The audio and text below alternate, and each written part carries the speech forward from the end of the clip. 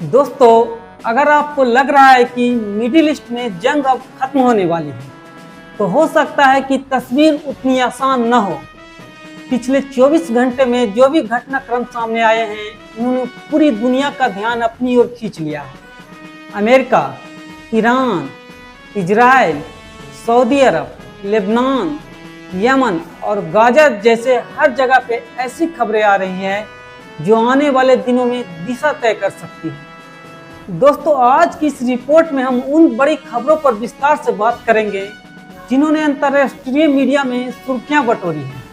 आज हम अलग अलग रिपोर्टों और आधिकारिक बयानों के आधार पर यह समझने की कोशिश करेंगे कि आखिर मिडिल ईस्ट में क्या चल रहा है और आगे क्या हो सकता है।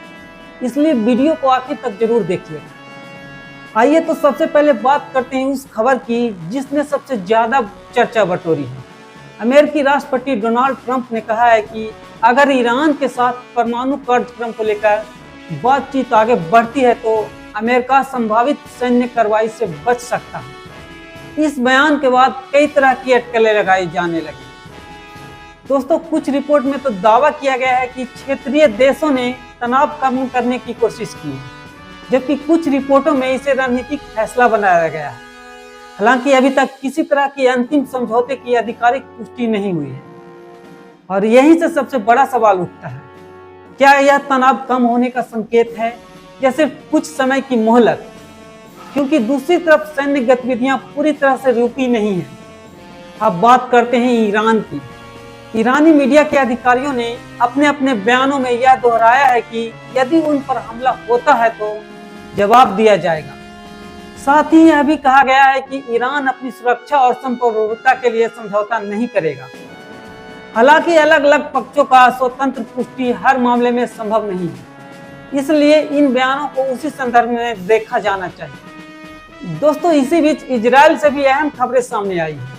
रिपोर्ट्स के अनुसार America air to air refuelling विमान इजराइल में मौजूद हैं और कुछ नए विमानों के पहुंचने की चर्चा हो रही है।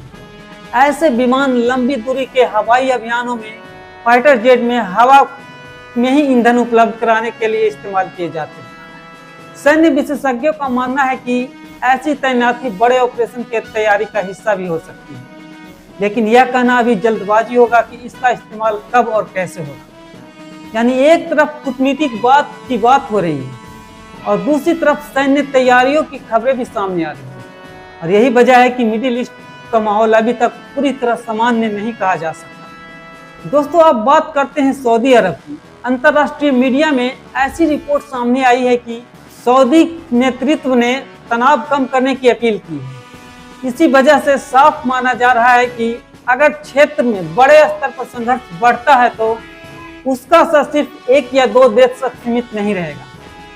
तेल बाजार, समुद्री व्यापार, ऊर्जा आपूर्ति और पूरे क्षेत्र की अर्थव्यवस्था प्रभावित हो सकती है। इसलिए क्षेत्रीय देश नहीं चाहते हैं कि हालात और बिगड़े। दोस्तों, अब चलते हैं यमन की ओर। वहां सरकारी सेना और हूती लड़ाकों के बीच संघर्ष की खबरें आई हैं। दोनों पक्षों की ओर से अलग अलग दावे किए जा रहे हैं। इस तरह की घटनाएं यह दिखाती है कि मिडिल ईस्ट के अलग अलग मोर्चे पर तनाव अब भी बना हुआ है और कई जगहों पर संघर्ष जारी है। दोस्तों, लेबनान में भी हालात पूरी तरह शांत नहीं है। इजरायली सेना ने हिजबुल्लाह से जुड़े लड़ाकों को निशाना बनाने के दावा किए हैं। दूसरी ओर पहले ईरान की ओर से चेतावनी भी दी गई थी कि अगर क्षेत्र में हमले जारी रहे तो उसके परिणाम गंभीर हो सकते हैं। अब सबकी नजर इस बात पर है कि आने वाले दिनों में घटनाक्रम किस दिशा में जाता है। और अब बात गाजा की, जहां मानवीय संकट लगातार गहराता जा रहा है। नई रिपोर्ट्स के मुताबिक कई इलाकों में फिर से हमले शुरू हुए हैं। आम नागरिकों के प्रभावित होने की खबरें सामने आ रही हैं। युद्ध विराम और संभावित समझौताओं की चर्चाएं के बावजूद जमीनी हालात अभी भी बेहद कठिन बने हुए हैं। संयुक्त राष्ट्र सहित कई अंतर्राष्ट्रीय संस्थाएं लगातार मानवीय सहायता बढ़ाने की अपील कर रही हैं। दोस्तों, मिडिल ईस्ट की राजनीति सिर्फ मिसाइलों और बमों की कहानी नहीं है। इसके पीछे कूटनीति, ऊर्जा सुरक्षा, समुद्री व्यापार, क्षेत्रीय गठबंधन और वैश्विक शक्तियों के हित से भी जुड़े हुए हैं। इसलिए हर खबर को पूरे संदर्भ में समझना जरूरी है।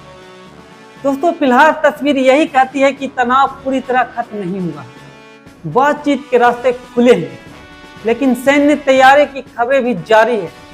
ऐसे में आने वाले कुछ दिन बेहद अहम हो सकते हैं और दुनिया की नज़र इस बात पर होगी कि क्या बातचीत आगे बढ़ती है या हालात फिर से टकराव की ओर जाते हैं। ऐसे में आपको क्या लगता है, आने वाले दिनों में कूटनीति कामयाब होगी या मिडिल ईस्ट एक बार फिर बड़े संघर्ष की ओर बढ़ेगा? अपनी राय कमेंट बॉक्स में जरूर दीजिएगा। दोस्तों अगर हमारी रिपोर्ट आपको पसंद आई तो हमारे वीडियो को लाइक और शेयर जरूर कीजिएगा, साथ ही हमारे चैनल को सब्सक्राइब जरूर कीजिएगा। धन्यवाद।